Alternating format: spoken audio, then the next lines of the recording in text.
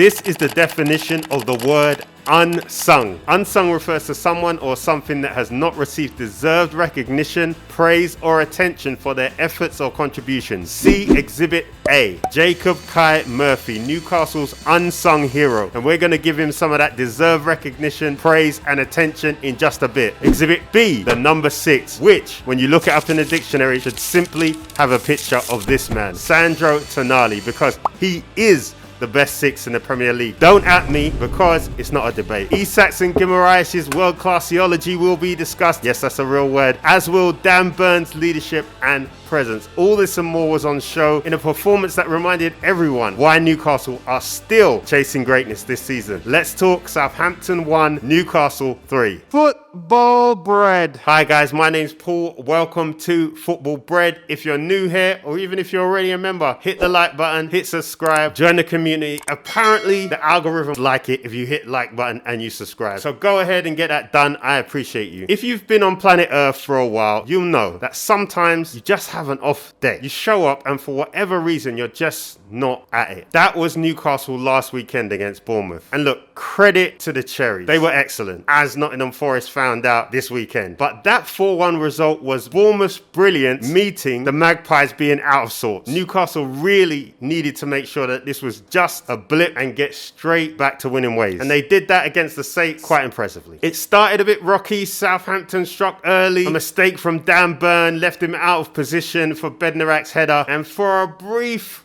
moment, it felt a little bit nervy. But let's be honest, this Newcastle side was never going to let bottom of the table Southampton stop them from getting a bounce back win. Their response wasn't far off. 15 minutes later, Newcastle had equalised from the spot, and from there was only ever going to be one winner. Just a quick side whinge. I have no idea why the commentators were trying to say it wasn't a penalty or it was a harsh penalty. It was a clear penalty, and the commentary was awful. And commentary in general has gotten so poor these days. I actually watch a lot of the games just muted. Seriously, I mute the games and I just play crowd noise videos on YouTube. And it's a much better experience 90% of the time. Anyway, I digress. From there, it was a great performance from Newcastle. The midfield trio, Tonali, Guimaraes, Joe Linton were bossing it. Up front, Isak was different gravy. He made it 2. Tonali made it 3 early in the second half. And then in a very professional manner, Newcastle just managed the rest of the game out. Job done. But guys, here's the thing. When you play with Isak, Bruno Guimaraes, Tonali and Gordon, you might not get much of the spotlight or the headlines. But I think it's important that we talk about Jacob Murphy because he's been contributing at a high level and impacting games week in, week out. And it often goes under the radar. Jacob Kai Murphy, the man who embodies the word unsung right now and who on this form, he deserves some praise. Quietly, Murphy has transformed himself into one of Newcastle's most reliable performers. And against Southampton, he was exceptional. His assist for Isak's goal was, in my opinion, one of the best skills of the whole game. It was the kind of pass that makes you sit up and take notice. The angle, it was all perfect. He knew exactly where Isak would be and he delivered it on time and great understanding of his striker. Murphy reads Isak's movement like they've been playing together for years and years. And to be honest, it was the kind of assist and goal that you would have seen back in the day from Bergkamp and Henry. Honestly, top class. And that was just one highlight in an action-packed performance from Murphy. You know, the word tireless gets thrown around a lot these days, but that's exactly what he was. He was tireless. He was driving forward with intent. He was combining beautifully with Livramento and Tonali, and he was just creating chaos for the Southampton defense. Late in the game, he rattled one off the post as well, and it was a shame because he was good for a goal, and it would have been some deserved icing on his performance cake, if that's the thing. Do you know who Murphy actually has to thank? Himself. Every opportunity Eddie Howe's given him,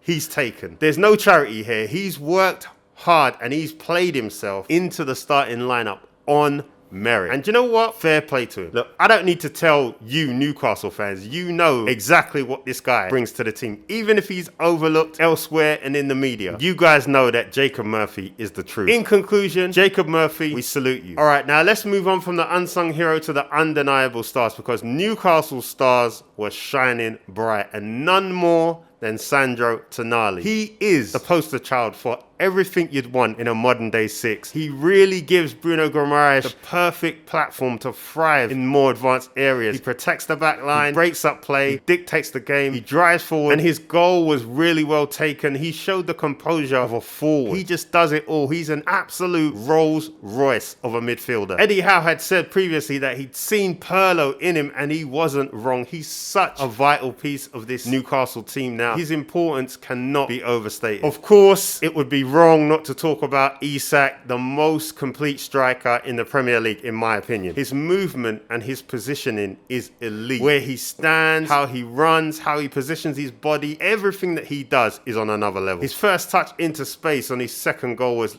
chef's kiss, and the finish was clinical. He literally scares the life out of defenders. You can see it on their faces. You can see the worry. It's crazy. Alexander Isak is crazy good. If you're not ready to call him world class, that's fair enough. But you can't say he's not operating at a world class level, because he is. Anthony Gordon had a quieter game than usual, but he still had the assist for the Tonali goal. Paul and Livramento were excellent. Newcastle are in such a good position, having two great young English fullbacks, and most of the rest of us, if we're being totally honest, are a little bit jealous. Lastly, let's talk Dan Burn. The biggest compliment I can pay Dan Burn is that he reminds me a little bit of Tony Adams. He's not the player Tony Adams was, but the leadership and the presence he has is just massive for this Newcastle side. Botman was rested, which I actually think was a good decision, because he's obviously coming off of that long-term injury. And let's be honest, if you can't rest Sven Botman against bottom of the table Southampton, then he isn't going to get no rest. Fabian Schär was in his place, but Fabian Schär really didn't have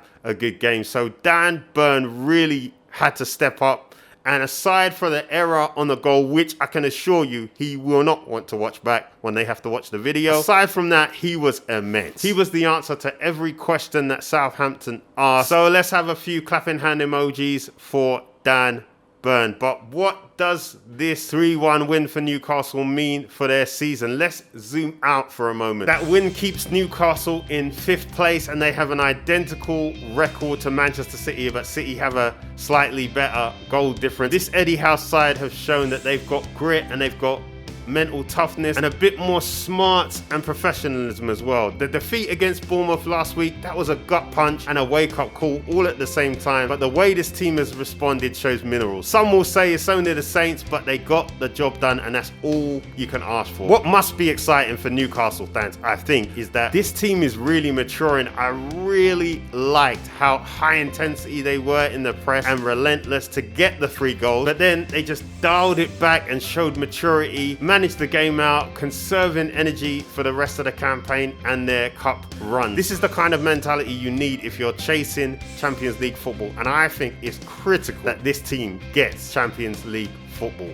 I'm actually super fascinated to see how the rest of this season unfolds, because it would be epic if this Newcastle team could get top 4. I think the Forest defeat is gonna affect them. You know, when you get beat that bad, any aura that you had is gone. It's gone, and it's gonna be hard for them, I think, moving forward. 3rd and 4th place is definitely gonna be up for grabs, but I think City are gonna probably charge up and claim at least 3rd place. But I think Newcastle have got a good shout, along with Bournemouth and Forest, for that 4th place, and it's going to be fascinating to see who actually gets it. But guys, let me know what you think in the comments. Has Jacob Murphy officially shed the squad player label and earned his status as a starter? Is Tonali the best 6 in the Premier League, or am I just getting carried away? Drop your thoughts in the comments. I'd be really interested to hear your opinions. Guys, thanks for watching, and I'll see you on the next one. Football bread.